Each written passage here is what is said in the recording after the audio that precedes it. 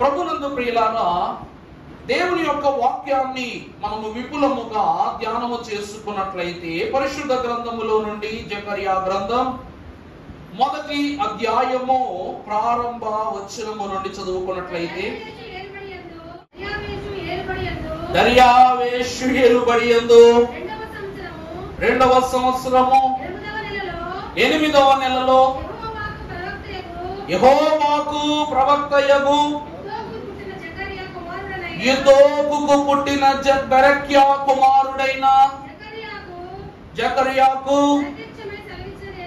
ప్రత్యక్షమై సెలవిచ్చినది ఏమనగా. చాలు, చిన్న ప్రార్థన చేసుకుందాం. నరమాత్రులము, అతి స్వల్పులము, బలహీనులము అయ్యున్న మా ఎదుట నీ వాక్య ప్రబలింపును కుమ్మరింప చేయుట నిమిత్తము జకర్యా మహాభక్తుని యొక్క దర్శన ఆకాంక్షను మీరు ఆసక్తి పరముగా పరిగణింపజేసి ఒక దినములోనే దర్శనమును భావమును నెరవేర్పునకు గల సూచనలను ప్రబోధింపజేసిన యేసునాథా, నీ వాక్యమును ఉనికిలోనికి తదుపరి మాసములు తండ్రి మేము ప్రవేశించుటకు ఎంచుకొనిన ఈ పాఠ్యాంశములను మరి క్లుప్తముగా మీరు మా కన్నుల ఎదుట స్థిరపరచి ధ్యానించుకొననయున్న వాక్యములో ఏ మర్మమున్నదో ఆ మర్మములో ఉన్న పరిపూర్ణమైనటువంటి ఆశీర్వాదములను తండ్రి చేరి వచ్చిన మాకు అనుగ్రహింప చేయండి. అలాగుననే చదవబడిన అంశములో ఇదిగో ఇద్దోకు కుమారుడు బెరాక్యా కుమారుడై ఉన్నటువంటి జకర్యా అనగా 3 తరములను తండ్రి మీరు ఎంపిక చేస్తూ ఏ రీతిగా అయితేనైనా నీ దాసుల ఫలమును పితరుల ఫలాన్ని తండ్రి మీరు జ్ఞాపకం ఉంచుకుని ఉన్నారు. ఆ రీతిగా ఈ వాక్యము మా తరతరములకు ఒక జ్ఞాపకార్థ భాగ్యముగా స్థిరపరచి దీవించి మహిమ పొందమని వాక్యమును వివరించు నాకు వినిపించబడుచున్న నీ బిడ్డలకు వినిపించు నా నోటికి బోరగాను నీ బిడ్డల చెవులు తేటగాను పని చేయునట్లు మీరే సహాయము దయచేసి దీవించి మహిమ పొందమని పునరుద్ధాన ప్రసాదమై ఉన్న వాక్య ప్రభావాన్ని మాపై కుమ్మరింపచేయు వాక్ పలుకుల చేత మమ్మలను శుద్ధి చేసిన వాక్ అయ్యున్న యేసు నామమున వేడుకొనుచున్నాము తండ్రి, ఆమేన్. ప్రభు తన వాక్కును పంపి మనెల్లరూ స్వస్థపరచి ఈ దినము యొక్క సుఖాశీర్వాద భాగ్యములన్నీ మనందరికీ వర్ధిల్లముగా అనుగ్రహించును గాక. ప్రభువునందు దేవుని ప్రియ బిడ్డలారా, జకర్యా గ్రంథము యొక్క పుస్తకము యొక్క ఆరంభాన్ని మీరు చూసినట్లయితే ప్రభువైన దేవుడు సుస్పష్టముగా రాయిస్తున్న మాట, దర్యావేషు యొక్క ఏలుబడి యందు 2వ సంవత్సరము 8వ నెలలో యెహోవా వాక్కు ప్రవక్త అయిన ఇద్దోకుకు పుట్టిన బెరాక్యా కుమారుడైన జకర్యాకు ప్రత్యక్షమై సెలవిచ్చినది ఏమనగా, యెహోవా మీ పితరుల మీద ఏం చేశాడంట? బహుగా కోపించి ఉన్నాడు. ఈ యొక్క వర్తమానము యొక్క ఆరంభము లేక ఈ పుస్తక పాఠ్య భాగము యొక్క ఆరంభాన్ని మనము చూసినట్లయితే 3 తరములను దేవుడు జ్ఞాపకం చేస్తూ ఇద్దోకు, బెరాక్యా, జకర్యా ఈ 3 పితరుల యొక్క సమూహాన్ని జ్ఞాపకం చేస్తూ ప్రభువు మీ పితరులపై ఏం చేస్తున్నాడంట? బహుగా కోపించినట్లుగా వాక్యంలో చూపిస్తున్నారు. ప్రభువుకు ఇంతటి కోపము ఎలాగూ సంభవించి ఉన్నది అంటే ప్రియులారా, ప్రతి కోపము వెనకాల ఏదో ఒక పాపం ఉంటుంది. కోపం వెనకాల ఏముంటదంట? పాపం ఉంటదట. అసలు ఎవరు ఈ జకర్యా, ఎవరు ఈ బెరాక్యా, అసలు ఎవరు ఈ ఇద్దోకు అని ఈ 3 సమూహ జనమైన వంశావళులలో దేవుని యొక్క ప్రవక్తగా ప్రస్తావన చేయబడిన ఈ యొక్క కుటుంబమును వారు ఎవరు అనగా, ఈ 3 పేర్లు మనం జ్ఞాపకం చేసుకుంటే మొదటి పేరు ఇద్దోకు. ఇద్దోకు అను మాటకు అర్థము దేవుడు జ్ఞాపకము, క్షమించాలి, దేవుడు నిర్నిమితముగా ఏర్పరచుకొనుట. ఇద్దోకు అను పదానికి అర్థం ఏంటండి? నిర్నిమితముగా ఏర్పరచుకొనుట.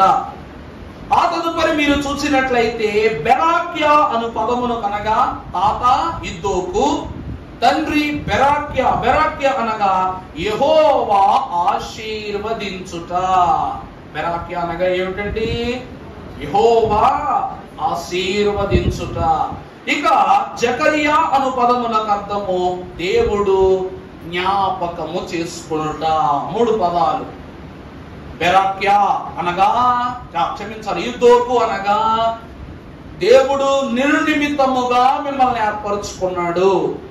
దేవుడు ఏం చేస్తున్నాడంట? మిమ్మల్ని నిర్నిమిత్తముగా ఏర్పరచుకున్నాడు. రెండవది బెరాక్య అనగా యెహోవా ఆశీర్వదించుట. చివరికి జకరియా అనగా యెహోవా అనగా దేవుడు జ్ఞాపకము చేసుకునుట.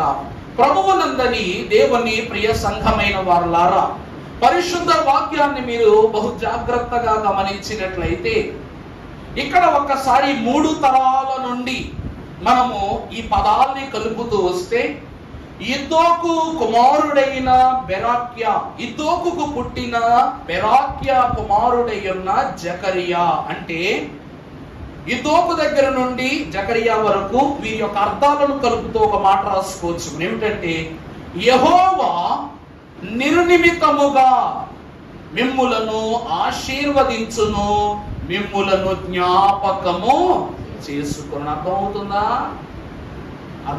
3 పేర్లను దేవుడు అంత క్లుప్తంగా జకరియా గ్రంథంలో చెప్పడానికి గల కారణం ఏమిటంటే యెహోవా నిర్నిమిత్తముగా అనగా ఎట్టి పరిస్థితులు వచ్చినప్పటికీ దేవుడు మిమ్మల్ని ఆశీర్వదిస్తాడు, మిమ్మల్ని నిత్యం ఏం చేస్తా ఉంటాడంట? జ్ఞాపకం చేసుకుంటాడు. అందుకే జకరియా గ్రంథ ఆరంభములో పితరుల యొక్క స్వాస్థ్యాన్ని ప్రభు తెలియచేస్తున్నారు. మనం ఎక్కడ చూసినా కూడా ఒక మంచి మాట మనకు బాగుగా కనబడుద్ది. అబ్రహాము దేవుడు, ఇస్సాకు దేవుడు, యాకోబు దేవుడు. ఎందుకట? యాకోబు దేవుడు తర్వాత యోసేపు దేవుడు ఎందుకు కాలేదు? యోసేపు తదనంతర దేవుడు ఎందుకు కాలేదు? ఆయన దావీదు దేవుడు ఎందుకు కాలా? సొలొమోను దేవుడు ఎందుకు కాలా? నీ దేవుడు ఎందుకు కాలా? నా దేవుడు ఎందుకు కాలా? వీరు ముగ్గురి యొక్క వంశము యొక్క అనుభవాన్ని ప్రభువు ఎందుకు ఎంత ప్రత్యేకముగా పరిచయం చేస్తున్నారంటే ప్రియులారా, దైవజనులు దేవదాసయ్య గారు అన్నారు, పరుచుకున్నాడు అనగా అబ్రహాముకు దేవుని వాక్కు తప్ప మరొక వాక్కు చెప్పండి అతనికి తలంపునకు రాదు. రెండవది ఇస్సాకుకు ఆయన దేవుడు ఎందుకు అయ్యాడు అంటే తన తండ్రి అయిన అబ్రహాము దేవుడే నా దేవుడు. ఇస్సాకు యొక్క తలంపు ఏంటి?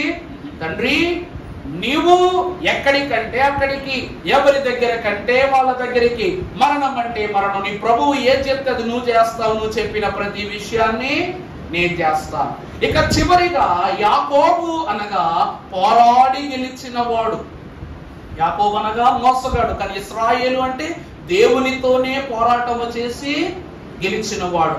ఎందుకు దేవుని ప్రియబిడ్డలారా ఈ ముగ్గురు యొక్క అంశను దేవుడు ఇస్తున్నాడంటే అబ్రహాము దేవుని మాట జవదాటని భక్తుడు, ఇస్సాకు దేవుని విధేయత కొరకు నిత్యము పాటుపడిన భక్తుడు, యాకోబు దేవునితోనైనను ఆయన యొక్క మహిమను సంపాదించుకున్నట్టుకు పోరాటము చేయవచ్చని నిరూపణ చేసిన భక్తుడు. అందుకే ఈ ముగ్గురికి ఆయన దేవుడిగా కనబడుతున్నాడు. అలాగే ఇక్కడ జకరియా యొక్క అంశాన్ని మనము చూస్తే వాక్యం అంటాం, చదువు తల్లి.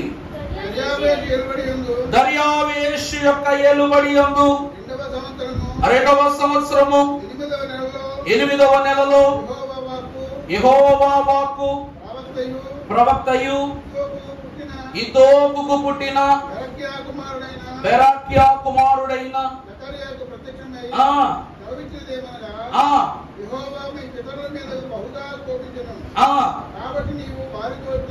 కాబట్టి నీవు వారితో ఇట్లనుము, సైన్యములకు అధిపతియగు యెహోవా సెలవిచ్చినది ఏమనగా మీరు నా తట్టు తిరిగిన ఎడల నేను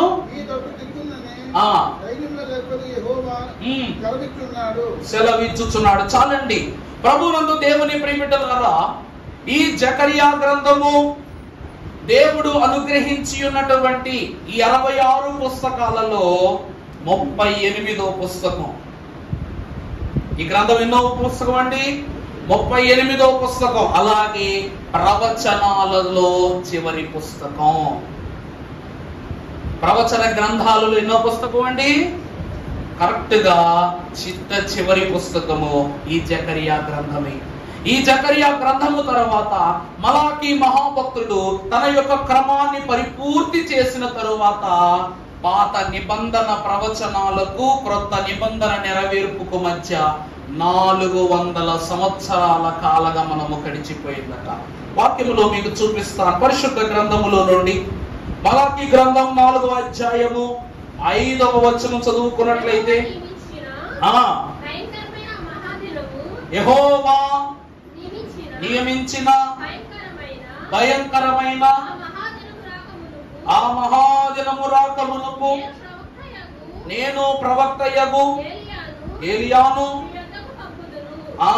చూసారా, వాక్యములో భక్తుడు ఏమంటున్నాడు? మలాకీ భక్తుడు, ఆ యొక్క ఉగ్రతా దినములు మీ మధ్యకు రాకముందే నేను మీ వద్దకు ఎవరిని పంపుతాను?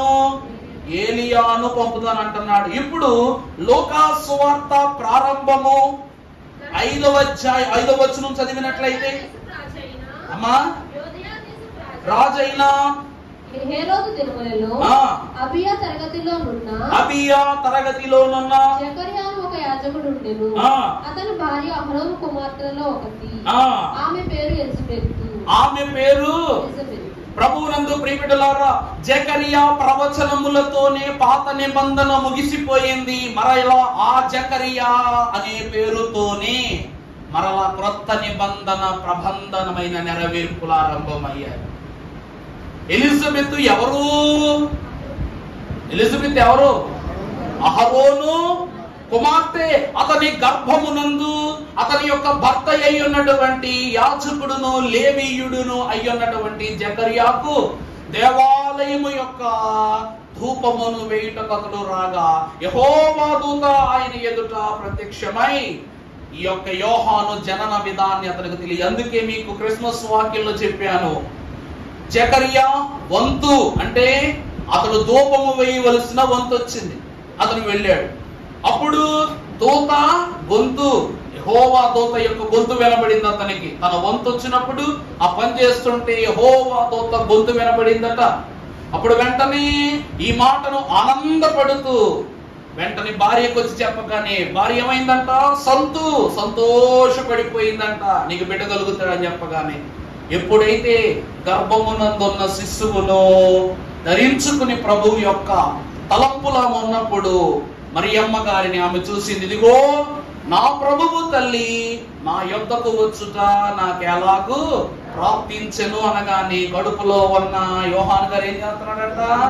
వంతులు. చూసారా, వాక్యం గమనిస్తే జకరియా వంతు, దూత గొంతు, ఎలిజబెత్ సంతు, యోహాను గంతు. ఈ 4 అంశాల గురించి మీకు వాక్యం చెప్పాను. జ్ఞాపకం ఉందో లేదో మరి మీకు ఉందా? ఉంటే ఉంటుందిలే. ఏ జకరియా ప్రవచనముతో పాత నిబంధన సంపూర్ణముగా ముగిసిపోయిందో మరలా ఆ జకరియా కుమారుడైన యోహానును బట్టి క్రొత్త నిబంధన ప్రభావం ఆరంభమైంది. అందుకే ఈ ప్రవచనమునకు ఈ నెరవేర్పునకు మధ్య ఎంతకాలం అంట? మీకు వాక్యం ఎప్పుడైనా చదువుకున్నప్పుడు వాక్యంలో ప్రతి దానికి ఒక గొప్ప వివరం ఉంటుంది. ఎప్పుడైనా చూడండి, మలాకీ గ్రంథం చివరి అధ్యాయం ఇక్కడ నుండి ఖాళీ మొదలుపెట్టి ఈ పేజీ అంతా ఖాళీయే. చూసుకున్నారా మీ బైబిల్లో? ఈ పేజీ అంతా ఎలా ఉంది? ఖాళీగా ఉంది కదా అని చెప్పేసి ఇడిచిపెట్టి కొత్త నిబంధన రాయలా. ఈ ఖాళీగా ఉన్న పేజీకి అర్థం దేవుడు ఇంతకాలం అనగా 400 సంవత్సరాల కాలం ఎవ్వరితో కూడా మాట్లాడాలా, ఏ భక్తుని కూడా ఈ లోకానికి పంపలేదు. దేవుని స్వరము గాని, దేవుని ఉనికి గాని, దేవుని ప్రవక్తల యొక్క పరిచర్య గాని, సువార్త గాని ఈ లోకములో వినపడలేదని చెప్పుటకు గాను ఈ యొక్క ఖాళీ పేజీ 400 వత్సరాలు. అంటే ఎలాగైతే ఐగుప్తు దేశంలో ఇశ్రాయేలు ప్రజలు 430 సంవత్సరాలు దేవునికి మొరపెట్టుకున్న వారి 430 సంవత్సరాలు దేవుని మొర వారికి వినబడిన ప్రభు పలకలేదు. అలాగని ఈ కాలగమనములో కూడా క్రొత్త నిబంధనలో ఈ అంతస్తును ప్రభు చూపిస్తున్నారు. మొత్తం వాక్యములో 30 మంది జకర్యాలు ఉన్నారు. ఎంతమంది ఉన్నారండి? ఇప్పుడు నన్ను అడగొద్దు, తర్వాత చెప్తాను రెఫరెన్స్ పరంగా. మొత్తం ఎంతమంది జకర్యాలు ఉన్నారు? 30 మంది జకర్యాలు ఉన్నారు. ఈ జకర్యా గ్రంథాన్ని మీరు చూసినట్లయితే ఈ పుస్తకము 14 అధ్యాయాలతో గుమిగా కూడుకున్న పుస్తకం. ఎన్ని అధ్యాయాలు ఉన్నాయట? 14 అధ్యాయాలు. 211 వచనాలు ఈ పుస్తకంలో ఉన్నాయి. ఎన్ని వచనాలండి? 211 వచనాలు. అలాగునని 27 ప్రశ్నలు ఉన్నాయట ఈ జకర్యా గ్రంథములో. అంత మాత్రమే కాక 35 ఆజ్ఞలు, 122 ప్రవచనాలు ఉన్నాయట. ఒక పుస్తకంలో ఇన్ని అంతస్తులు చూసారా? ఇది 14 అధ్యాయాల పాఠం, 211 వచనాల క్రమం, అలాగే 27 ప్రశ్నల యొక్క సమాహారం, 35 ఆజ్ఞల సమూహం, 112 ప్రవచనాల యొక్క చెప్పండి ఆరంభము అంత్యము అయి ఉన్నది. ఈ ఒక్క 14 అధ్యాయాల్లో ఇన్ని క్రమాలు అనబడుతున్నాయి. ఈ 122 ప్రవచనాలలో 31 ప్రవచనాలు నెరవేరాయి. 91 ప్రవచనాలు నెరవేరాల్సిన ఉన్నాయి. 4 వాగ్దానాలు ఉన్నాయి. 226 హెచ్చరికలు ఉన్నాయి. ఎంత గమనార్థమో చూడండి వాక్యంలో. ఈ యొక్క 122 ప్రవచనాల్లో 31 మాత్రమే నెరవేరాయి. ఇంకా ఎన్ని నెరవేరాలి? 91 ప్రవచనాలు నెరవేరాలి. అలాగే 4 వాగ్దానాలు నెరవేరాలి. అంత మాత్రమే కాక 226 హెచ్చరికలను జకర్యా మహాభక్తుడి వాక్యము ద్వారా మనకు బయలుపరుస్తున్నారు. ఇందులో మనము చూస్తే ఈ ఒక్క జకర్యా గ్రంథము నుండి 59 వర్తమానాలను మనము ప్రస్తావన చేసుకొనవచ్చు. ప్రభునందు దేవుని ప్రియబిడ్డలారా, వాక్యములోనికి మనము వచ్చినట్లయితే అసలు జకర్యా గ్రంథము ఎవరి కొరకు వ్రాయబడి ఉన్నది, దేని కొరకు వ్రాయబడి ఉన్నది, అసలు సారాంశం తెలుసుకోకుండా వాక్యములో ఏ దర్శనాన్ని చూసినా మనకు అవగాహనము కానేరదు. అసలు ఎవరి కొరకు ఈ యొక్క జకర్యా గ్రంథము వ్రాయబడినదంటే చెరలో ఉన్నటువంటి వారి కొరకు. ఎవరి కొరకు వ్రాయబడిందంట? బబులోను చెరలో ఉన్న వారి కొరకు. చెర అనంతరము బోధపరచబడగలుగు సంగతులను తెలియచేయటానికి ఈ జకర్యా మహాభక్తుడు ఈ యొక్క గ్రంథాన్ని లిఖించాడు. వాక్యములో మనము చూసినట్లయితే ప్రియులారా, ఈ జకర్యా ఏ కాలం వాడు అనగా చెర ముందున్న ప్రవక్తలు.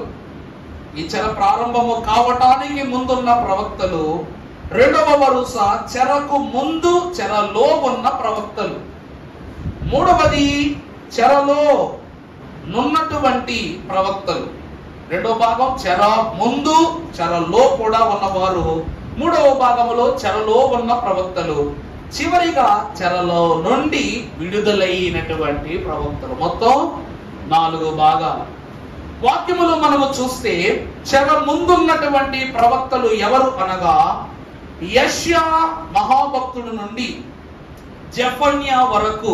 మనం పరిశుద్ధ లేఖన భాగములో మన బుక్ ఇండెక్స్ లోనికి మనం ప్రారంభానికి వెళ్ళిపోతే యెషయా గ్రంథంలో నుండి పరమగీతం తర్వాత సొలొమోను మహారాజు యొక్క పరిశుద్ధ పలుకులు పరిపూర్తి అయిన తరువాత యెషయా గ్రంథము యొక్క యోచకుడును ప్రధానమైనటువంటి ప్రవచన గ్రంథకర్త ద్వారా ప్రవచన కాలం ప్రారంభమైంది. ఆ యెషయా మహాభక్తుని మొదలుకొని ఎక్కడి వరకు చెప్పండి? చివరి వరకు, జెఫన్యా వరకు.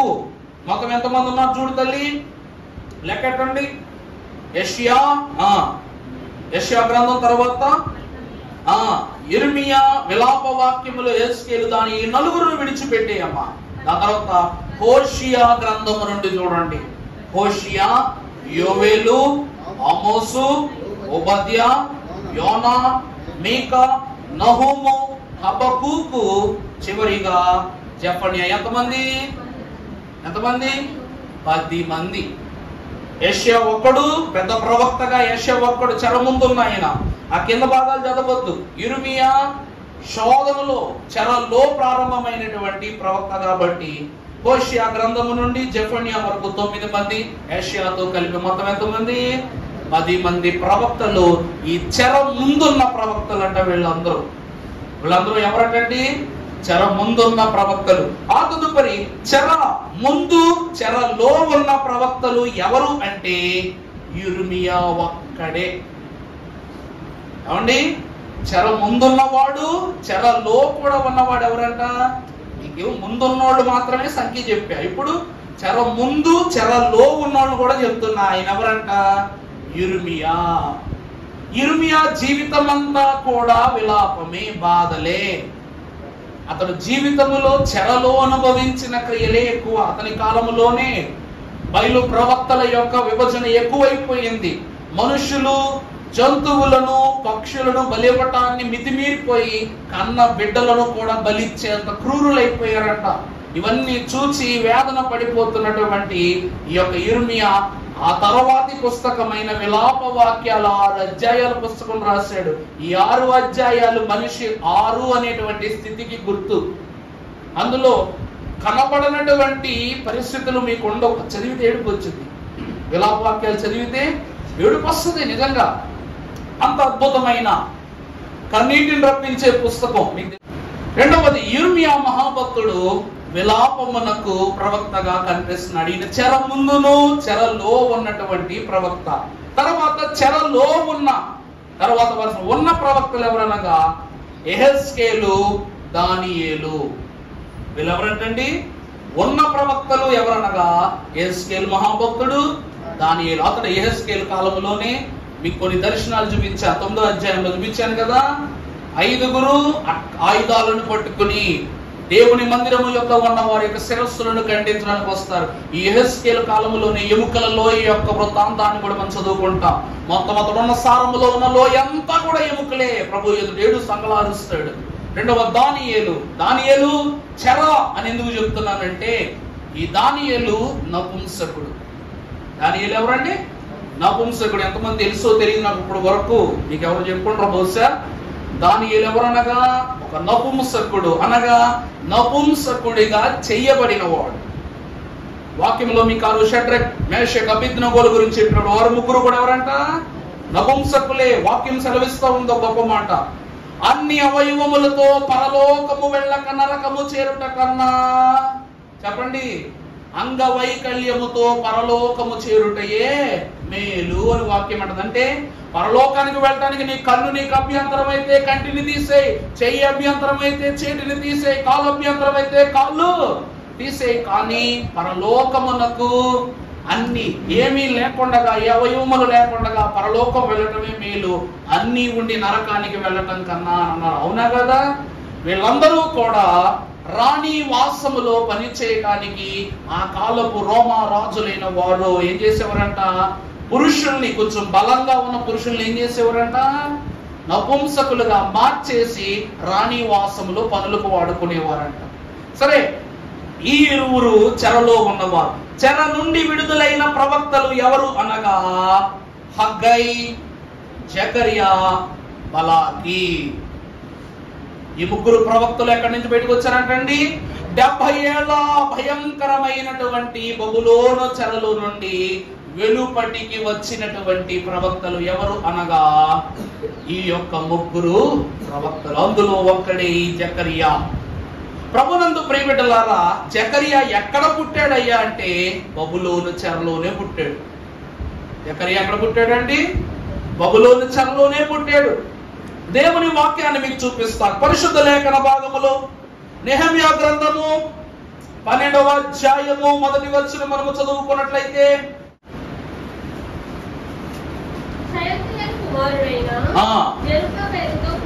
జెరుబ్బాబెలుతో కూడా వచ్చిన యాజకులను లేవీయులను వీరే,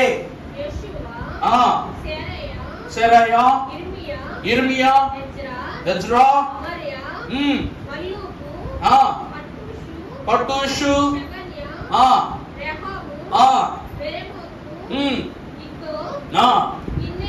చాలండి. అక్కడ ఏమని రాస్తుంది?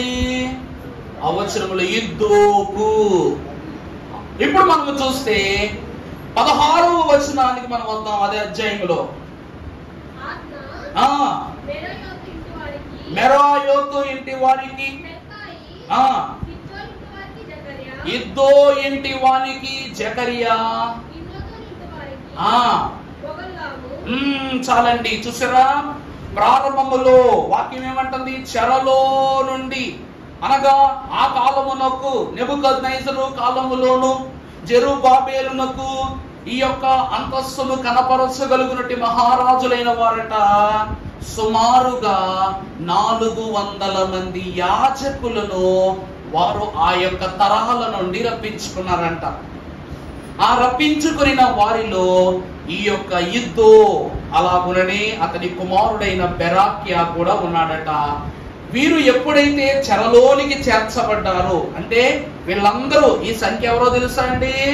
బబులోను చెరలో ఉన్న వారి సంఖ్య నెహెమ్యా గ్రంథములో చాలా క్లుప్తంగా వివరణ ఇచ్చాడు. మొదటి నుంచి ఎవరెవరున్నారు చెరలోనికి వెళ్ళిన వాళ్ళు వరుసదంతా, మొత్తం అధ్యాయం అంతా కూడా వాళ్ళ పేర్లు ఉంటాయి. వీళ్ళందరిలో ఇద్దో ఇంటి వాడైన ఎవరు? జకరియా, అనగా అతని యొక్క మనవడు అయ్యుంటూ ఉన్నటువంటి జకరియాను ప్రస్తావన చేస్తూ ఉండే వాక్యం. ఈ వాక్యానుగుణ్యాన్ని మీరు స్థిరపరచినట్లయితే ప్రియులారా, ఇతడు చెరలో జన్మించినటువంటి ప్రవక్తగా కనిపిస్తున్నాడు. ప్రభు లేఖన భాగాన్ని మనము కాస్త జ్ఞాపకం చేసుకుంటే, ఈ యొక్క జకరియా లేవీయుడు. జకరియా ఎవరండి? లేవి గోత్రం వాడు. జకరియాకు 3 ప్రధానమైన ఆశీర్వాదాలు దేవుడు ఇచ్చాడు. ఒకటి, ఇతడు ప్రవక్త. రెండవది యాజకుడు.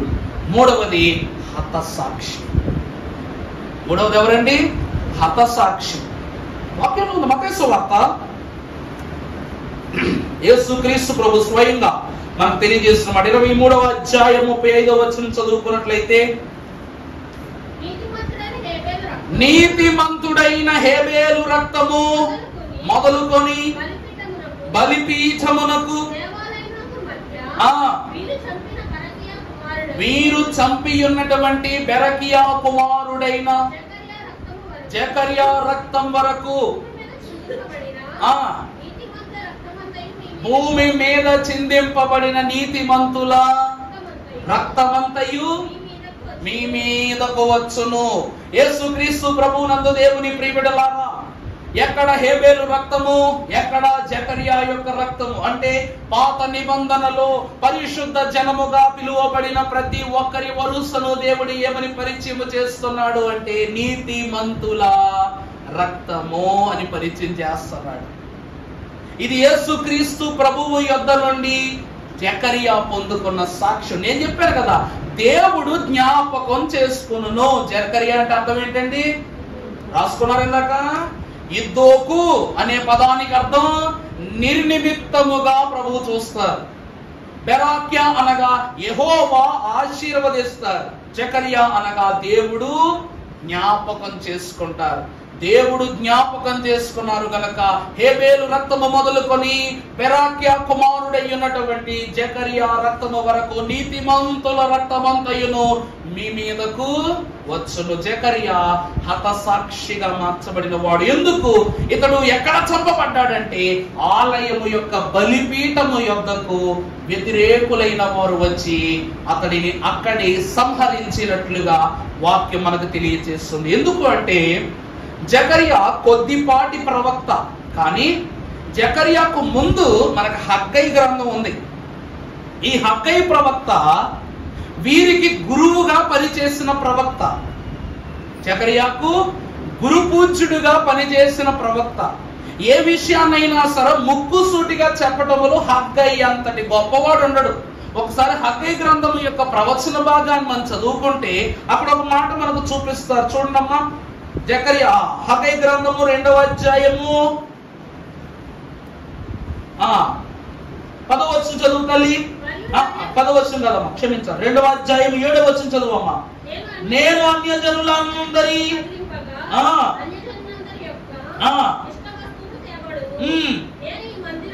నేను ఈ మందిరమును నింపుదును. తర్వాత వెండి నాది, బంగారము నాది. ఎన్ని మాటలు ఎవరు తెలియజేస్తున్నారంట? ఎవరు హగ్గై. ఇక్కడ ప్రతి మాటలో మీకు ఒకటి చూస్తున్నారా? వెండి నాది, బంగారము నాది, ఇదే సైన్యములకు అధిపతి యెహోవా వాక్కు. నేను చెప్తే అన్యజనులైనా కూడా వాళ్ళకి ఇష్టమైన వస్తువులన్నీ తీసుకొచ్చి నాకు అప్పగిస్తారు. ఇదే సైన్యములకు అధిపతి యెహోవా. దేవుడు రోషము గల దేవుడు గనక ఆయన రోషము గల వాక్కును హగ్గై ఎంతో ప్రత్యేకంగా ప్రకటించాడు. అందుకే ఎక్కువ విషయం ఉన్నాడు, తక్కువ విషయం రాసినా కూడా చాలా ఎక్కువ అర్థం ఉంటదంట. ఈ పుస్తకంలో 2 అధ్యాయాలే ఉన్నాయి, కానీ ప్రతి చోట యెహోవా వాక్కు యెహోవా వాక్కు అనే పదము గుండెల్లో ఎంతో భయాన్ని పుట్టిస్తుంది. ఈ హగ్గై ఎంత పౌరుషముగా సేవ చేశాడంటే, జకరియా ఈ అంతస్తులనన్నిటినీ జ్ఞాపకము చేసుకుని దేవాలయ నిర్మాణము కొరకు, ఆ కాలంలో సొలొమోను ఆల్రెడీ దేవాలయాన్ని కట్టాడు, కానీ వీళ్ళు దేవుని పేరిట యెరూషలేము యొక్క ఆవరణ అంతస్తుని స్థిరపరచగలిగి దేవుని ప్రణాళిక చొప్పున బలిపీఠాన్ని కట్టడానికి ఏర్పరచబడ్డవారు. అందుకే ప్రభు వాళ్ళందరినీ అక్కడి నుంచి తీసుకొచ్చాడు. ఆ యొక్క బలిపీఠ నిర్మాణం విషయంలో జకరియా వ్యతిరేకులకు బోధ చేయటం వలన, వ్యతిరేకులను అనుకూలతలోనికి మార్చటం వలన ప్రభువును ఎలాగైతే పరిసయ్యులు శాస్త్రులు చంపారో అలాగే ఈ జకరియాను కూడా బలిపీఠము యొద్దకే తీసుకుని వచ్చి చంపారు. మీకు వాక్యంలో చెప్పా, సిలువ అంటే బలిపీఠం. సిలువ అంటే ఏమిటండి? అందుకే కదా, ఎవరు నా శక్తికి హితమైనట్టి పునాది, ఎవరు నా కంఠంబు నెత్తును పాటలతో, ఎవరు నా పాప భారములను నిచ్చి సేద దీర్చి చివుకు మను కాయంబు మాన్పిరి సిల్వబడ్డ. అర్థమైందా? నీ భక్తికి హితమైన పునాది ఎక్కడా అంటే సిలువే. ఆ సిలువ పునాది యొద్దనే ప్రభువు తన రక్తమును చిందించి నీవు తనను తాను బలియాగముగా అర్పించి నీకు రక్షణ ఇచ్చాడు. బలి ఎందుకు ఇస్తాం? బలులు ఎందుకు ఇస్తారు చెప్పండి? అయ్యా నా పాపం పోవాలి, నా కష్టాలు తొలగాలి, నా శ్రమలు మా ఎదురు తొలగి. అందుకే కొంతమంది అప్పులు చేసైనా మొక్కులు తీరుస్తారు. కొంతమంది ఏం చేస్తారండి? అప్పులు చేసైనా ఎలాగైనా దేవుని మొక్కుబడులు చెల్లించాలని మొక్కు తీర్చేయాలనుకుంటారు. ఎందుకు అంటే ఆ యొక్క శోధన అధికము కాకూడదని, దేవుడు మనపై కోపించకూడదని ఈ బలిపీఠం. అలాగే తండ్రి ఉగ్రత విశ్వాసుల మీదకు రాకుండగా తను తన బలిపీఠమైన సిలువ యొద్ద విడిచిపెట్టిన ప్రాణమునకు రక్షణ మూల్యమే. తండ్రి వీరేమి చేయుచున్నారు ఎరుగురు గనుక వీరిని క్షమించును. ఆ బలిపీఠము యొద్ద నిబంధన జరిగిపోయింది కాబట్టి తండ్రి క్షమించారు. లేకపోతే సిలువే లేకపోతే నీకు ఇక రక్షణకు పునాది ఉండదు. అదే వాక్యం అంటుంది, హగ్గై ప్రతి విషయములో కూడా యెహోవా వాక్కును తెలియజేశాడు.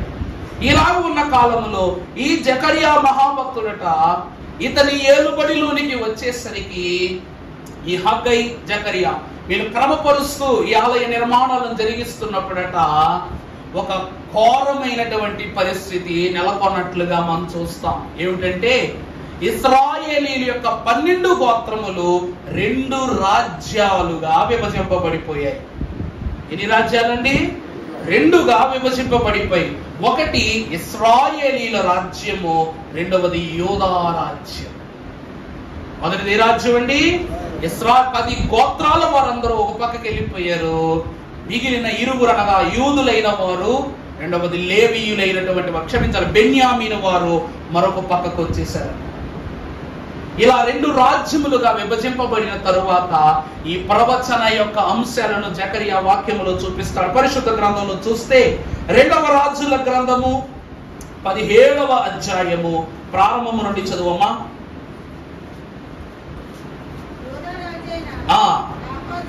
ఆహాజు ఏలుబడిలో ఏలా కుమారుడై ఉన్న షిమ్రోనును ఇశ్రాయేలును ఏలను ఆరంభించి అతడు పూర్వీకుడై ఉన్న ఇశ్రాయేలీయుల యొక్క రాజులను చేయకపోయినను. చూసారా ప్రభునందు ప్రియపెట్టలారా, ఈ 2 రాజ్యాలను మీరు చూస్తే ఉత్తర రాజ్యము ఇశ్రాయేలీల రాజ్యం అయిపోయింది, దక్షిణ రాజ్యము ఎవరి రాజ్యం అయిపోయింది? యూదా వారి రాజ్యం అయిపోయింది. ఇలా జరగడం ప్రారంభమైనప్పుడు దేవుడికి ఏమైపోయిందంట? కోపం వచ్చేసింది. వీరు విడిపోయి క్రూరులుగా మారిపోయి దేవుని నిబంధన లెక్క చేయకుండా పాపాన్ని పూనుకుని ముందుకు సాగుతున్నప్పుడు కోపగించిన దేవుడు వీరిని 8వ వచనంలో మనం చూస్తే అషూరు వారి యొక్క చెరకు అప్పగించేస్తాడు. అషూరీయుల చేతుకు అప్పగించేస్తే వారు వీరిని చెరగా 10 గోత్రాలను కొనిపోతారు.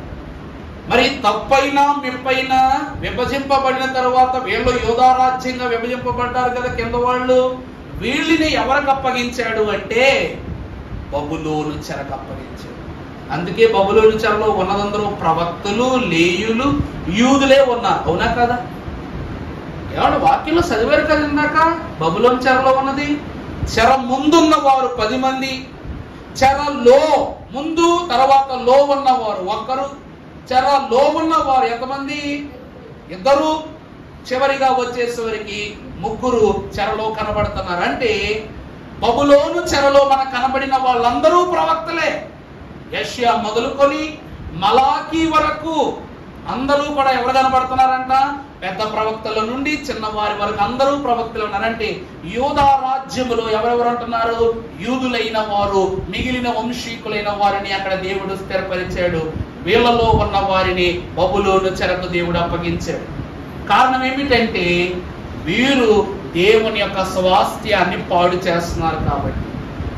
వాక్యములో మరొక నిబంధనను ప్రభు చూపిస్తే మనము చూసినట్లే క్రీస్తు పూర్వము 650వ సంవత్సరములో దానియేలు, షడ్రకు, మేషకు, అబేద్నెగోలైనటువంటి వారిని దేవుడు ఏం చేశాడంట? బయటికి విడుదల చేశాడంట. అర్థమైందండి? ఇప్పుడు నేను ఒకరి చేత అరెస్ట్ చేయబడ్డాను. నన్ను ఒకరు అరెస్ట్ చేశాడండి అనుకోండి, ఒక ప్రకారం చెప్తున్నాను. అరెస్ట్ చేస్తే ఎవరో బెయిల్ ఇవ్వకుండా నేను బయటకు వస్తానా? ఎవరొకరు బెయిల్ ఇవ్వాలిగా. కుటుంబమో, స్నేహితులు, ఇలాంటి మనుషుల్లో ఎవరొకరు ఏం చేయాలా?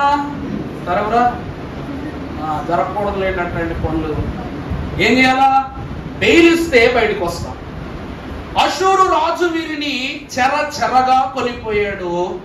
8వ వచనం చదువమ్మా. 2వ రాజులు 17:8. యెహోవా వెళ్ళగొట్టి ఉన్న జనముల యొక్క కట్టడలను, నిర్ణయించినటువంటి కట్టడలను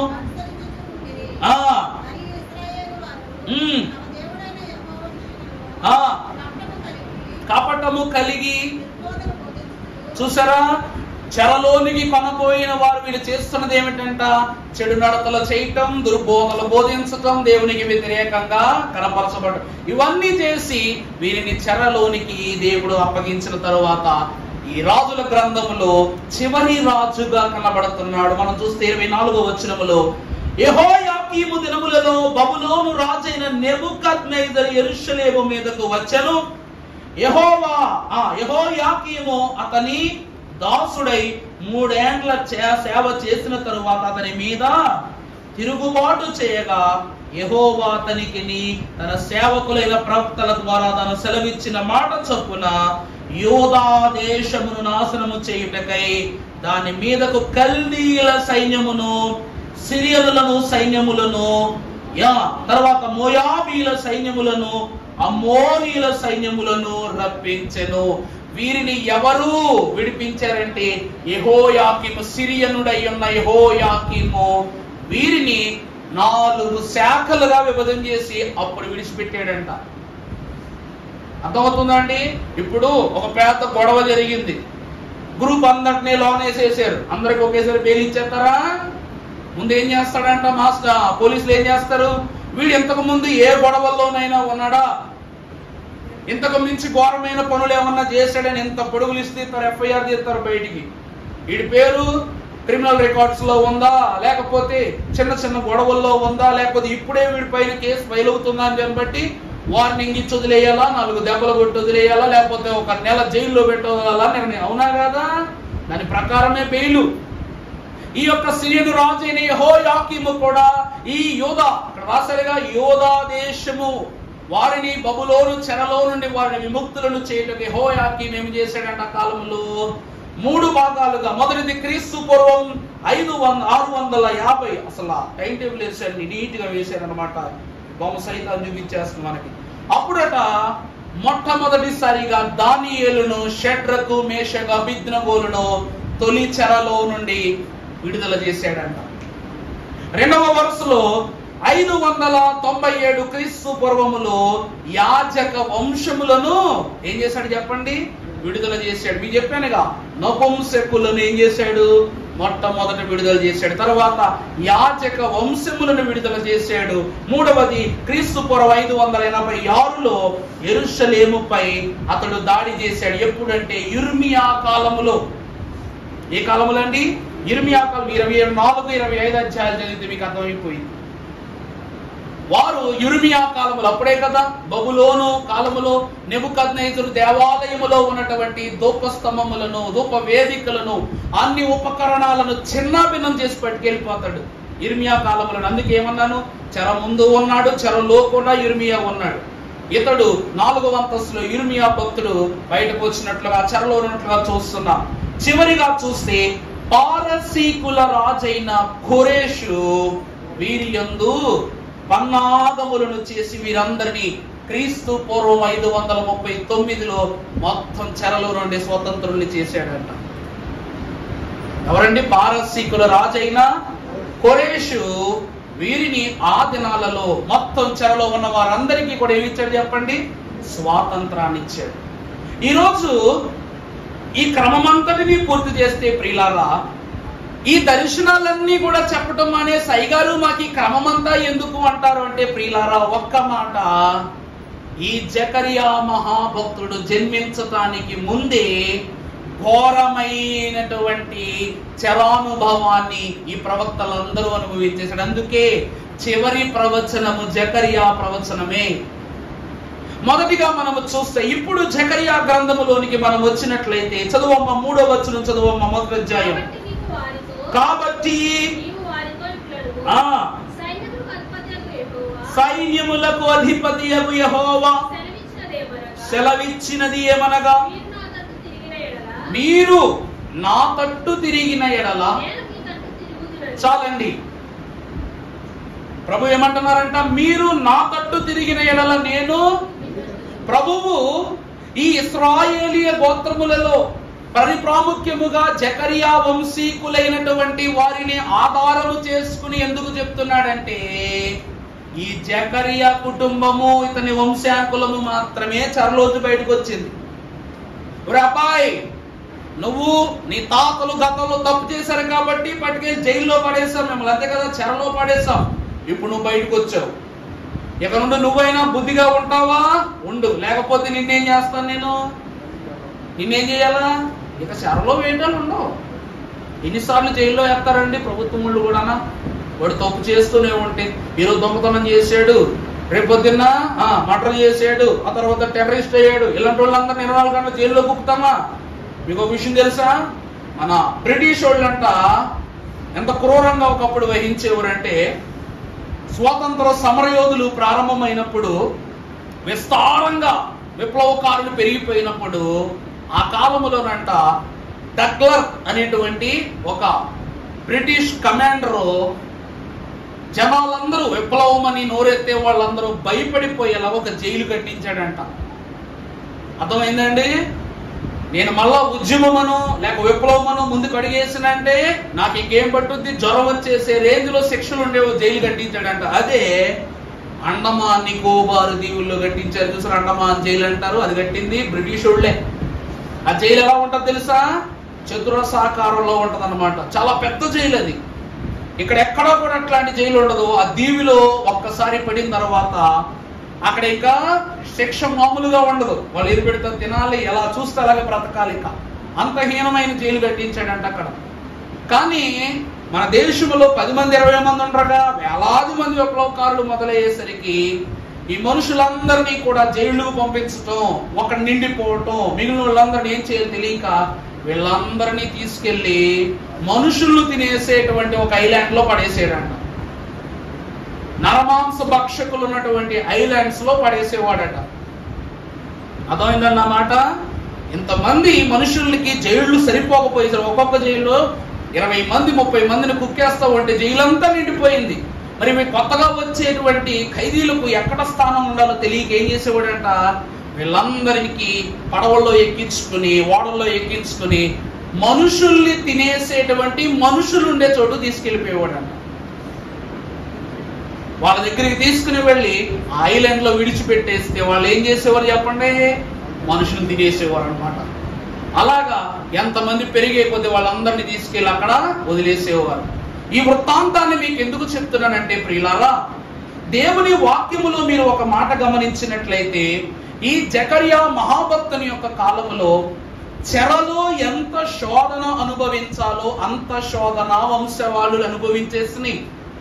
అందుకే యెహెజ్కేలు ఆ చెరలో చనిపోయిన వారందరి ఎముకల ఎదుట నిలబడి ఏడుస్తాడు. వాక్యములో చూశారు కదా మీరు, ఎముకల లోయను గురించి మీకు చెప్పాను. 7 లోయలు ఉన్నాయి. గాఢాంధకార లోయ, కాపరి దండం, ఎలా లోయ, గెహాలా లోయ, ఎన్ని ఇలా 7 లోయలు ఉన్నాయి. యెహెజ్కేలు ఒకనొక దినమున ఈ లోయలోనికి ప్రవేశించినప్పుడు మొత్తం అస్థి పంజరాలి మనుషులు దాని ఎదుట ఏడుస్తూ ప్రభువా ప్రభువా ఏంటి నాయనా ఈ ఘోరం ఏంటి ప్రభు అని ఏడుస్తుంటే, నీవు ఆసక్తిగా ప్రార్థన చేస్తే వారికి మళ్ళా నూతనమైన జీవాన్ని ప్రభు ఇస్తానంటాడు. అదో ప్రార్థన చేయగా మరలా పునర్జీవనాన్ని దేవుడు దయచేస్తాడు. అలాగే ప్రభువు జకర్యా వంశమునకు హెచ్చరికనిస్తున్నాడు. ఏమిటంటే, ఇద్దోకు పుట్టిన బెరాక్యా కుమారుడైన జకర్యాకు యెహోవా వాక్కు ప్రత్యక్షమై, మీరు నా తట్టు తిరిగినట్లయితే నేను మీ తట్టు తిరుగుతాను, లేకపోతే మరలా మీ మీదకి ఏమొచ్చేస్తుంది, నా కోపం వచ్చుదని చెబుతూ వారి వల్లే ఈ లోకములో తన ప్రవచన అంతస్తును గణించని ఎందరో బిడ్డలు ఇంకా మనం ఉన్నాం కాబట్టి ఈ 8 దర్శనాలను దేవుడు ఒక్క రోజులో చూపించాడంట. చనిపోయే ముందు మన జీవితం గిర్రం తిరుగుద్దంటారు చూసారా మన కళ్ళ ముందు, అలాగే 8 దర్శనాలతో రాకడ సూచనలు చెప్పారు. ఏమిటి అనగా, గుంజి చెట్ల మధ్య అశ్వకుని దర్శనం. మొదటి దర్శనం ఏమిటండి, గొంజి చెట్ల మధ్య అశ్వకుని యొక్క దర్శనం. ఎప్పుడు, దేవుని తట్టు తిరిగినప్పుడు ఈ దర్శనం కనబడింది. వాక్యములో చదువుకుందాం. 7వ వచనం చదవండి అమ్మా. మొదటి అధ్యాయము. మరియు దర్యావేషు యొక్క ఏలుబడి యందు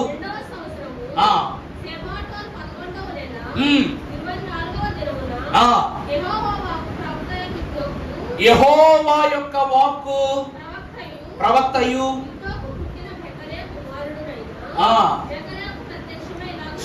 జకర్యాకు ప్రత్యక్షమై ఇలాగు సెలవిచ్చెను. అమ్మా, రాత్రి ఎర్రని గుర్రము ఎక్కిన అతడు లోయలో ఉన్న ఎర్రటి గుర్రము ఎక్కిన ఒకడు లోయలో గుంజి చెట్ల మధ్యలో నిలబడి ఉండుట, అతని వెనుక ఇంకా ఎర్రని గుర్రములను చుక్కలుగా ఉన్న గుర్రములను. చాలు, ఇక్కడ ఎన్ని గుర్రాలు కనిపిస్తున్నాయంటే ప్రియులారా, 3 రంగులు కలిగిన గుర్రాలు కనిపిస్తున్నాయంట. మొదటిది ఎర్రని గుర్రము, రెండవది చుక్కలు కలిగిన గుర్రము, మూడవది తెల్లని గుర్రము. దేవుని యందు ప్రియబిడ్డలారా, ఈ గుర్రములన్నిటిలో ఎర్రటి గుర్రము పైనని ఒకే ఒక్క అశ్వకుడు దానిని సవారీ చేస్తున్నట్లుగా 2 గుంజి చెట్ల మధ్య ఈ యొక్క అంతస్తును లోయ అనంతరములో కనపరచుట మనం చూస్తున్నాం. ప్రభువునందు దేవుని ప్రియబిడ్డలారా, ఎర్రని గుర్రము దేనికి సూచన అనగా రక్తపాతమునకు సూచన. పరలోకములో నుండి ప్రకటన గ్రంథములో అశ్వదళముతో ఒక సమూహము వచ్చుట నేను చూచి తిని అని రాస్తాడు. అందులో ఒకడట చేతిలో త్రాసు పట్టుకుని వస్తాడట గుర్రం మీద, మరొకడు శిరస్సులను ఖండించుటకు ఆయుధమును చేపట్టుకుని వస్తాడట, ఒకడట వాని చేతి యందు ఒక తాడును ధరించుకుని వస్తాడట, మరి ఒకడు ఖడ్గమును ధరించుకుని వస్తాడట. ఇలాగున పాండురంగ వర్ణము కలిగినదో గుర్రము, తెల్లటి గుర్రము, కిరీటము ధరించుకున్న ప్రభువు యొక్క అశ్వమిలాగున గుర్రముల యొక్క ప్రమేయాన్ని చూపిస్తున్నా. దావీదు మహారాజు యొక్క కాలాన్ని మీరు చూసినట్లయితే, ఆ కాలమును సొలొమోను మహాభక్తుడట తన పితరులైనటువంటి వారిని ఎంతో శోధించినటువంటి ఫరో మహారాజుకు సాటి అయినటువంటి గుర్రములను గూర్చి అతడు విని అలాంటి గుర్రములని యెరూషలేము పట్టణములోనికి రప్పించుకున్నాడు సొలొమోన్. ఫరో గుర్రములు చావుకు వెనుదిరగని గుర్రములు, ఎన్నో యుద్ధములను జయించిన గుర్రములను చదువుకుంటున్నాం. అందుకే నీ రథమును రౌతును నేనేనంటాడు ప్రభువ. ఎలీషా కాలములో ఆ యొక్క అంతస్తును మనము చూపిస్తే ఈ ఎర్రని గుర్రము ఏమై ఉన్నదంట, రక్తపాతానికి గుర్తు. అంటే 70 ఏళ్ల చెరలో వీళ్ళు ఏం చూస్తున్నారు చెప్పండి? ఘోరమైన మరణాలు, విపరీతమైన శోధనలు, అంగళార్పులే కనిపిస్తున్నాయి. కాబట్టి ఆ చెరంతటిని రక్తపాతముగా ముద్రిస్తూ ఇతని దర్శనంలో ప్రభు ఏం చూపిస్తున్నారంట చెప్పండి? ఎర్రని గుర్రాన్ని చూపిస్తున్నారు. ఈ గుర్రము వెనకాల చుక్క చుక్కలు కలిగిన గుర్రం. అమ్మా జరీన గారు ఒక మాట, మీరు బక్రీద్ పండగకు పొట్టేళ్ళని వేస్తారు కదా. ఈ పొట్టేళ్ళని వేసినప్పుడు దాని ఒంటి మీద ఏమైనా చిన్న చిన్న మచ్చలు ఉంటే తెస్తారా? తెస్తారా? ఎందుకు తేరో?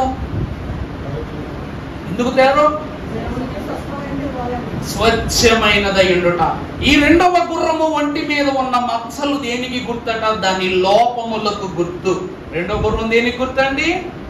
70 ఏళ్ల ఘోర చెరలో మారేదామనుకున్న వాళ్ళు కొందరుంటే, మారి బయటకు వెళ్లకుండా అక్కడే చనిపోయిన వారు కొందరుంటే, మారిన వారిని పాడు చేసిన వారు కొందరున్నారు. అందుకే ఈ 70 ఏళ్ల చెరను దైవజనులు ఏమన్నారు అంటే రోగభరితమైన చెర, బబులోను చెర.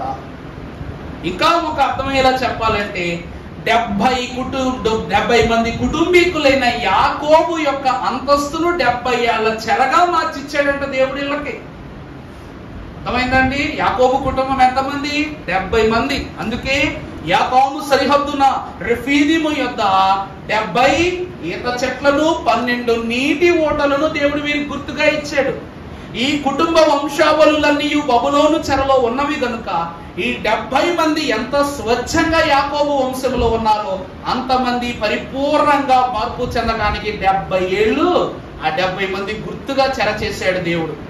ఇందులో రోగములతో, చెడు ఆలోచనలతో చెడిపోయిన వారు దేనికి గుర్తట? ఈ చుక్కలు కలిగిన గుర్రానికి గుర్తట. ఇదంతయు పూర్తయిన తరువాత చివరి గుర్రం ఎలా ఉంది?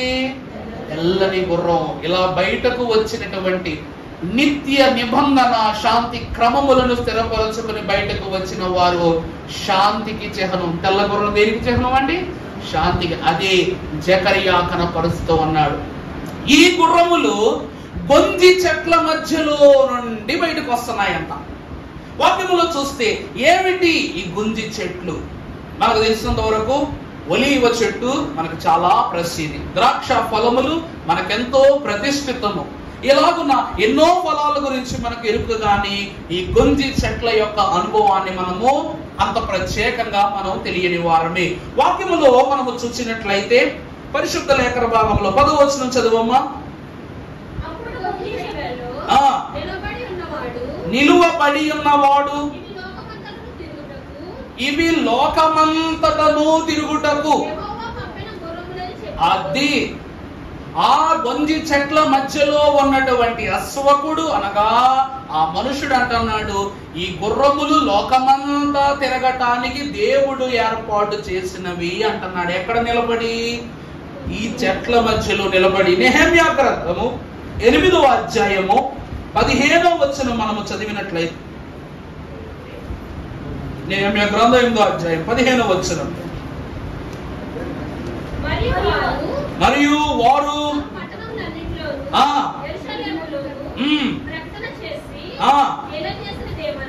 ఏమనగా మీరు పర్వతమునకు పోయి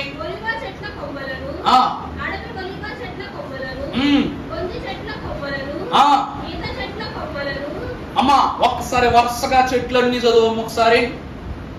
మరియు వారు తమ పట్టణముల యొక్క యెరూషలేములోను ప్రకటన చేసి తెలియజేసినది ఏమనగా మీరు పర్వతమునకు పోయి ఒలీవ చెట్ల కొమ్మలను, మొదటిది ఆ పర్వతము అగ్రమునకు వెళ్ళి మొదటిగా ఒలీవ చెట్ల కొమ్మలను, అడవి ఒలీవ చెట్ల కొమ్మలను, అబ్బో రెండవది అడవి ఒలీవ చెట్లంట, వేరు వేరు అనమాట. గొంజి చెట్ల కొమ్మలను, మూడవది గుంజి చెట్ల యొక్క కొమ్మలను, ఈత చెట్ల కొమ్మలను, ఈత చెట్ల కొమ్మలను, వేరు వేరు చెట్ల కొమ్మలను తెచ్చి వ్రాయబడినట్లుగా పర్ణశాలలు కట్టవలెను. చాలండి. ఏమన్నా మీకు మాట వేస్తానే. ఒకటి, మా ఇంట్లో ఒలీవ చెట్టు ఉందన్న వాళ్ళు ఒకసారి చెయ్యొద్దండి. నేను ఇచ్చిందే చేయదలుచు. అయ్యగారు మేము మా ఇంట్లో బంతి పూలు, కనకాంబరాలు, మల్లె పూలు, సన్నజాజులు, ఎన్ని పూలు ఆడవాళ్ళ కోసం, ఎన్ని పువ్వులు మా ఇంట్లో ఉన్నాయండి, ఒక ఒలివ్ మొక్క కూడా ఉందండి అన్నోళ్ళు ఒకసారి చెయ్యొస్తున్నాము. చెల్లెమ్మ చెయ్యొద్దు, బాగుపడతారు. సరే, ఎవరింట్లో లేదా ఉంచుకోరా, సంతోషం. రెండోది, ఈత చెట్టు నన్ను కూడా చెయ్యొద్దండి ఒకసారి. ఈత చెట్టు లేదా సంతోషం. ఈ గుంజి చెట్ల గురించి ఇప్పుడే వింటున్నాం కాబట్టి ఉండే ఛాన్స్ లేదు. అంటే ఈ 3 చెట్లు మనం ఏం చేయం, మన గృహాల యొద్ద ఉంచుకోవాలి. నా పేరు పూయబడిన పరిమళ తైలము వంటిది అన్నారు ప్రభు ఒలీవ తైలమును గూర్చి. అయినా అది మన గృహము యందు అనుకరింపబడలా. రెండవది, ఈ గుంజి చెట్లు మన మధ్య ఫలించేవైతే కావు. ఇవన్నీ కూడా మనకు ఉండే ఆస్కారం లేదు. రెండవది, ఈత పళ్ళు అంటే అందరికి ఇష్టమే. ఇదే సదరన్ కంట్రీస్ లో, అరేబియాలో కానీ, దుబాయ్లో కానీ, ఇట్లాంటి దేశాల్లో డేట్స్ అంటారు. అంటే ఖర్జూరం. మనకి ఇక్కడ ఈత పళ్ళు, అక్కడ మాత్రం ఖర్జూరం. మనకి ఇక్కడ గింజ కొన్నంత మాత్రానికే ఉంటుంది పండు, అక్కడ మాత్రం గింజ కన్నా 3 ఇంతలు ఎక్కువ పండు ఉంటుంది. చాలా ఆరోగ్యం అన్నమాట. ఈరోజు అందరూ కూడా అవి తినాలి, ఆరోగ్యానికి మంచిది అంటారు, డ్రై డేట్స్ అంటారు అన్నమాట. ఈ 3 చెట్లు కూడా శ్రేష్టమైనవే కానీ మన గృహము యొద్ద ఉండవు. అసలు ఈ గుంజి చెట్లు, ఈ ఈత చెట్ల యొక్క ఫలాలు, ఇవన్నిటినీ కూడా దేవుడు ఎందుకు ఉపయోగిస్తున్నాడంటే పర్ణశాల యొక్క నిర్మాణము కొరకు ఆ దినమున శిఖరగ్రమునందున్నటువంటి ఈ కొమ్మలను తెచ్చి పర్ణశాలను కట్టమంటున్నాడు. మొదటిగా గుంజి చెట్లు ఎందుకు అనగా పర్ణశాల నిర్మాణం కోసం. రెండవదిగా మీరు చూసినట్లయితే యెషయా గ్రంథం 55వ అధ్యాయం 13వ వచనం మనము చదువుకున్నట్లయితే,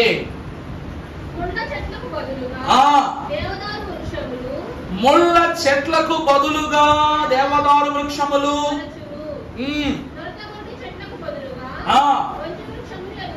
దురద పుట్టించు వృక్షములకు ప్రతిగా గొంజి చెట్లను,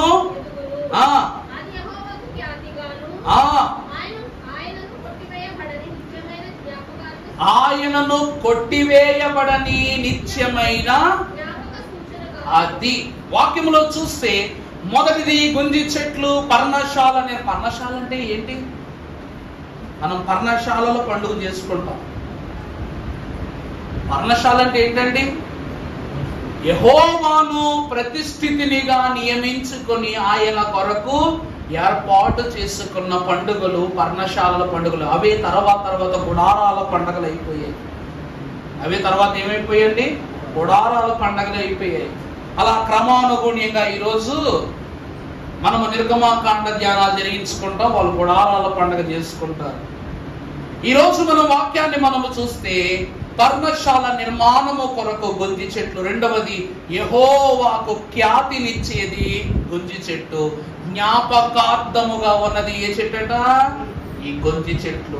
అందువలన ప్రభువునందు దేవుని ప్రియబిడ్డలారా, వాక్యం అంటూ ఉంది, ఈ 2 గుంజి చెట్ల మధ్యలో ఉన్న ఎవరైతే ఆయన ఉన్నాడో ఆయన అంటున్నాడు, మీరు యెహోవా యందలి ఆయన నిమిత్తం ప్రభు అంటున్నారు, నీ దేహము నా ఆలయమై ఉన్నది, పరిశుద్ధాత్మకు నివాస స్థానమై ఉన్నది, నీ హృదయమే దేవునికి నిజమైన పర్ణశాల. మనము గుంజి చెట్లకు ప్రతీకగా ఉన్నాం. రెండవది, మనము దేవునికి ఖ్యాతి తెచ్చిన సంఘముగా ఉన్నాం. అందుకే అధమ మొక్క పాపమైన అంటకుండా ఉన్నది, అంటనీయకున్నది, అంటూ అనుచు ఉన్నది అన్నారు దైవజనులు. ప్రభువునందు ప్రియబిడ్డలారా, వాక్యము సెలవిస్తున్న మాట ఏమిటి అంటే ఘనతకు గొంజి చెట్లు. మూడవది జ్ఞాపకార్థము. జకరియా అనే పేరుకు అర్థం ఏమని చెప్పా? దేవుడు జ్ఞాపకం చేసుకొనుట. ఒక్క జకరియానే దేవుడు జ్ఞాపకం చేసుకుంటున్నాడా? చెప్పండి. నిన్నును నన్నును మన బిడ్డలను మనకు కలిగిన సమస్తమును కూడా దేవుడు ఏం చేస్తున్నారంట? జ్ఞాపకం చేసుకుంటున్నాడు. ఈ 3 అంతస్తులు ఎందుకంటే ఆ 3 అశ్వములు దేశమంతటా, క్షమించాలి, లోకమంతటా సంచరిస్తూ ఎవరికైతే ప్రతిష్ఠితులుగా ఉన్నారో, ఎవరు వ్యాధి పరులుగా ఉన్నారో, బలహీనులుగా ఉన్నారో వీళ్ళందరినీ ప్రభు ఏం చేస్తున్నాడంట? జ్ఞాపకం చేసుకున్నాడంట. 12 గోత్రాలకు చెర, కానీ సర్వలోకమునకు 7 ఏండ్ల శ్రమ. అర్థమైందండి? 70 ఏళ్ల చెర ఇశ్రాయేలీలకు మాత్రమే. దైవజనులు ఈ మాటని ఏమని చెప్పారు తెలుసా? వీళ్ళు 70 ఏళ్ల చెరను అనుభవించారు కాబట్టి చెరలో లిఖింపబడి వ్యత్యాసముగా బయటకు వచ్చినటువంటి వారి మనస్సును దేవుడు 1,44,000 మందిగా రాసి పెట్టాడంట. కానీ మనం ఇంకా చెరలోనికి వెళ్ళలా, శ్రమల కాలంలోనికి వెళ్ళలా. దైవజనులు అన్నారు, శ్రమలు గల్గోనయ్యో వినండి, 7 ఏండ్ల మహా శ్రమలు గల్గోనయ్యో వినండి. శ్రమలు సర్వలోకులకును, శ్రమలు సర్వమతములకును, శ్రమలు సర్వలోకులకును, శ్రమలు సర్వమతములకును, క్రమములేని క్రైస్తవులకు కనని వినని కఠిన బాధలు. క్రమములేని క్రైస్తవులకు కనని వినని కఠిన బాధలు, శ్రమలు గల్గోనయ్యో వినండి. 7 ఏండ్ల మహా శ్రమలు గల్గోనయ్యో వినండి. ఆ శ్రమే రాబోతున్నదన్న. ఇది శ్రమ కాదు, మహాశ్రమ. ఈ శ్రమ ఏ శ్రమ అంటండి? మహాశ్రమ. ఆ యాకోబు వంశమునకు కుటుంబీకులైన 70 మందికి ముంగుర్తైన 12 గోత్రములకు 70 ఏళ్ల శ్రమను చెరగా ఇస్తే ఆ శ్రమ లోకములో ఉన్న భారమంతటిని ఏకముఖముగా మార్చి 7 ఏళ్లలోనే సృష్టి మొత్తానికి పరిచయము చేసే ఏకైక శ్రమ మహాశ్రమ. అర్థమైందండి? దేవుని వాక్యము ఎంత ప్రత్యేకంగా చెప్తుందంటే, జకరియా దర్శనములో వచ్చిన ఏ గుర్రములైతే మనకు తన ఆత్మీయతలో కనపరచబడి ఉన్నామో ఆ గుర్రములే 7 ఏండ్ల మహాశ్రమ కాలములో మన యొద్దకు దిగి రాబోతున్నవి. ఒకడు త్రాసు పట్టుకుని నీ పరిస్థితులను, నీ పాప కృత్యాలను తోస్తాడట. ఒకడు ఎముకల దేహము కలిగించుకుని వస్తాడట, శల్య దేహముతో వస్తాడట. రెండవ వాడు ఖడ్గము, మూడవ వాడు ఖడ్గము ధరించుకుని వస్తాడట. ఎర్రని గుర్రము పైన ఉన్నవాడు నల్లటి దేహముతో నిన్ను ఆవరించుకుని పోవటానికి వస్తాడట. సాతానుడు ఎంత అధికారం ఇస్తున్నాడో చూడండి. నీ పాపాలు తూయబడతాయి. మనం చూస్తాం, మినే టెకేలో ఫార్సిస్ బెల్షస్సరు కాలములో దేవాలయమునకు దేవుని యొక్క స్థలమును అపవిత్రపరచాడు బెల్షస్సరు దానియేలు కాలములో. అప్పుడు ఏం చేశాడు దేవుడు? తన చేతితో గోడ మీద రాశాడు, నీ పాపములన్నీ త్రాసులో తోచబడ్డాయి, నువ్వు పాపి అనిపించుకున్నావు, నీ వంశము నిర్మూలం అయిపోద్ది, నీ కుటుంబంలో వాళ్ళ నపుంసకులు అయిపోతారని దేవుని యొక్క నిబంధన తెలియజేయగానే బెల్షస్సరు గజగజలాడిపోతాడు, త్రాసులో తోస్తాడు దేవుడు. రెండవది ఖడ్గమును ధరించుకుని వచ్చుట. బిలాము ప్రవక్త చెప్పిన దుర్బోధన బట్టి యెహోవా దూత తన ఎదుట ఖడ్గము పట్టుకుని నిలువబడి బిలాముపై కత్తి దూయుటకు సిద్ధపడినప్పుడు గార్ధబము బిలామును విడిచి పరిగెత్తినట్లుగా మనం చూస్తాం. ఖడ్గము ధరించుకున్న ఒకడు. మూడవది చూపిస్తే అశ్వకుడు ఒకడు ఎముకల దేహముతో. ఎలా ఉంటాడంటే అతను ఎముకల దేహముతో ఉండి ఒక తాడు పట్టుకుని మనందరినీ ఏం చేస్తారు? బంధన చేసి తీసుకుని వెళ్ళిపోతాడంట శ్రమచరలోనికి. ఇక చివరి వాడు ఎర్రటి అశ్వం మీద ఉన్నవాడు ఎట్లుంటాడంటండి? దేహమంతయు నలుపు, మొత్తము వాడంత చీకటి. అందుకో చూడుము లోకమును చీకటి. యెషయా గ్రంథంలో ఉందా? చూడుము లోకాన్ని ఏం కమ్ముతుంది? చీకటి అనగా పాపము కమ్మివేస్తుంది అని వాక్యం చెప్తా ఉంది. ఇప్పుడు మనం చూస్తే 14 వచనం చదువమ్మా, 12 వచనం చదువమ్మా.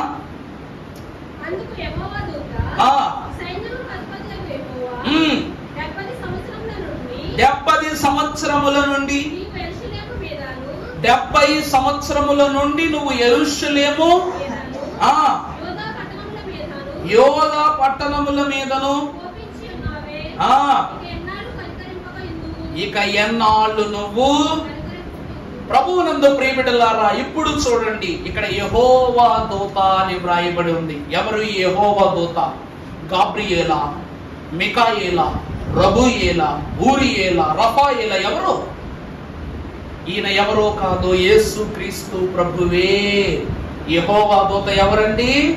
దూత అన్నంత మాత్రాన ప్రతి ఒక్కరూ దూతలే ఉండరు. యేసు క్రీస్తు ప్రభువు ఈ లోకమునకు వచ్చిన రక్షకుడు. కానీ ఈ లోకమునకు వచ్చిన తర్వాతే యాజకుడయ్యాడు, సాత్వికుడయ్యాడు, ఇంకేమయ్యాడు? ప్రభువు ప్రవక్త అయ్యాడు, పునరుద్ధానుడయ్యాడు, ఆరోహణ బలమును బట్టి దేవుని కుమారుడయ్యాడు, పునరుద్ధాన అంతస్తు ద్వారా ఆయన దేవుడయ్యాడు. ఇలాగన్ని క్రమాలను ప్రభువు సంఘ స్థాపనలో కనపరుచుకున్నట్లుగా మనం చూస్తున్నాం. ప్రభువుని ఏమని పిలవాలి? ఈ లోకానికి యేసు అనగా రక్షకుడు. వారి పాపముల నుండి ఆయనే రక్షిస్తారు కనుక ఆయనకి యేసు అని పేరు పెట్టనగానే రక్షకుడిని పేరు పెట్టారు. కానీ మత్తయి మహాభక్తుడు సాక్షి సమూహాన్ని గురించి చెబుతూ ప్రభువు ఈయనే ఆయన మహిమకు సాక్షి అని అన్నారు. మార్కు మహాభక్తుడు ప్రభు స్వస్థతలు చూసి ఈయన వైద్యుడు అన్నారు. లోక మహాభక్తుడు సువార్తికుడు అన్నాడు. యోహాను దేవుడే అన్నారు ఏకంగా. ఆది యందు వాక్యం ఉండెను, వాక్యము దేవుని యొద్ద ఉండెను, ఆ వాక్యమే ఏమై ఉండెను? ఈ దర్శనాల్లో ఒక దర్శనము ఆది యందు వాక్యం ఉండెను, ఎగురుచున్న పుస్తకం. అర్థమైందా? జకరియా దర్శనాలు 5వ దర్శనం, అది కూడా మన వాక్యంలో చదువుకుంటాం. అందుకే ప్రభు అంటున్నారు ఏమిటి అనగా, యెహోవా దూత జకరియా కనబడి ఏమంటుందంటామో చెప్పు. ఇంకా ఎన్నాళ్ళు? తండ్రిని అడుగుతున్నానంట. ప్రభువా ఇంకా ఎంతకాలం ప్రభువా ఈ శ్రమ వేళకి అని మనవి అనగా ప్రభు ఏం చేస్తున్నారంట? వీళ్ళందరి కొరకు విజ్ఞాపన చేస్తున్నారంట. ఈ 14వ వచనాన్ని 12వ వచనాన్ని విజ్ఞాపన వచనం. అది కూడా యెహోవా దేవుడు తన ప్రియ కుమారుడు ప్రభు చివరికి ఎలా వస్తారండి మన దగ్గరికి? మాగోగు యుద్ధములో ప్రభు ఎలా వస్తారంట? పాట పాడుకుంటారుగా, యేసు రాజుగా వచ్చుచున్నాడు భూలోకమంతా. చదవాలి, చెప్పాలి. భూలోకమంతా ఏం చేస్తాడు ఆయన? ఇది వెళ్దా? మరి చెప్పండి. భూలోకమంతా తెలుసుకుంటాడంట. ప్రభు ఏం చేస్తాడు భూలోకాన్ని? జకరియా గ్రంథములను వచ్చినాన్ని మీరు చూసారా? ఈ అశ్వములన్నీ లోకమంతా సంచరిస్తున్నాయని గుంజి చెట్ల మధ్యలో ఉన్న ఈ అశ్వకుడు అనగా ఈ దూత చెప్తున్నాడు, ఈ లోకములో ఉన్న ప్రతి స్థలములో ఉన్న వారిని గురించి సంచరించుటకు యెహోవా వాటిని ఇక్కడికి పంపెను. యేసు రాజుగా వచ్చుచున్నాడు భూలోకమంతా. దేని మీద? గుర్రము పైన వెళ్ళి తెలుసుకుంటాడు. యెరూషలేము మందిరముల మీద గార్గోదము మీద వచ్చినది ఎందుకు? ఆయన సమాధానపరచడానికి. గుర్రము మీద వచ్చినది ఆయనే సర్వాధికారి అని తెలియచేయడానికి ప్రభు వస్తారు. ఇప్పుడు ఇంకా ఎంతకాలం ఈ శ్రమని తండ్రికి విజ్ఞాపన చేసి పాపులందరినీ సరిచేయుటకు సర్వలోకము చుట్టూ ప్రభువు ఒక రౌండ్ కొట్టి మొత్తం అందరినీ చక్కపరచి అప్పుడు ప్రభు అంటున్నారంట. 14వ వచనం చదువుతలే. దూత ఏమంటుందంట? ప్రభు అంటున్నారంట, నువ్వు ప్రకటన చేయవలసింది ఏంటనగా,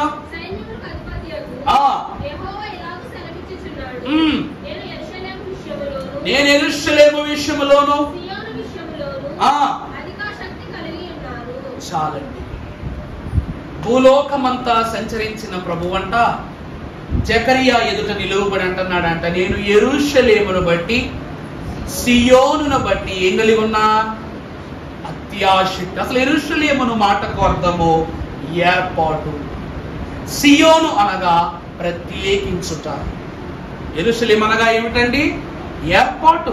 అందుకే దైవజనులు మన పాటలో రాశారు, జనకు నీ ఇష్ట జనము వచ్చు, తనకు ఇష్టము కాని జనమును ధరికి రానియడు, ఈ ధరికి రానియడు, కనుక నాకేమి కొదువా నాదోడునుడా.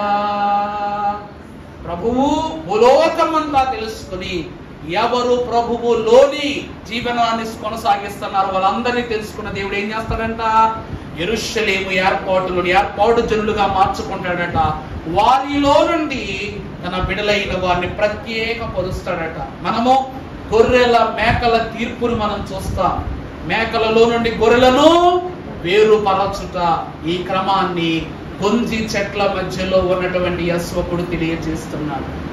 ప్రియులారా, ఈ వాక్య సారాంశం అంతయు విన్న తరువాత మనము తెలుసుకొనవలసిన ఒకే ఒక వృత్తాంతం. ఈ కలభావములో రాకడలో ఉన్న 3 సూచనలు మీకు కనబడిపోయాయి.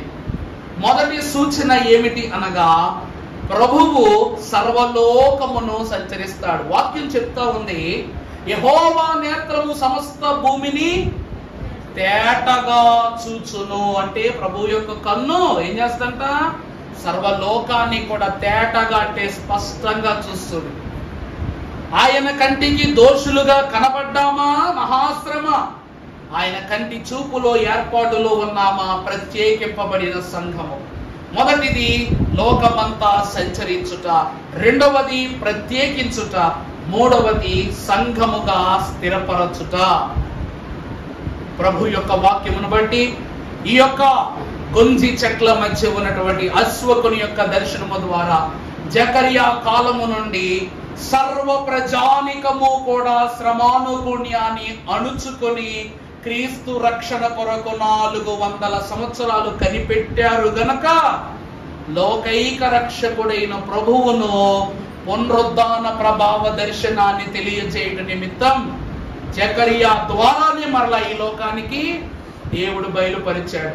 ప్రవచనము జకరియాతోనే ముగిసింది, ప్రవచనము నెరవేర్పు జకరియాతోనే ప్రారంభమైంది. అర్థం కాలా? ఈ ఆలయములోనే, ఈ ఆలయం అంటే యెరూషలేము ఆలయము దగ్గరే జకరియాను బలిపీఠం దగ్గర చంపారు లేదా?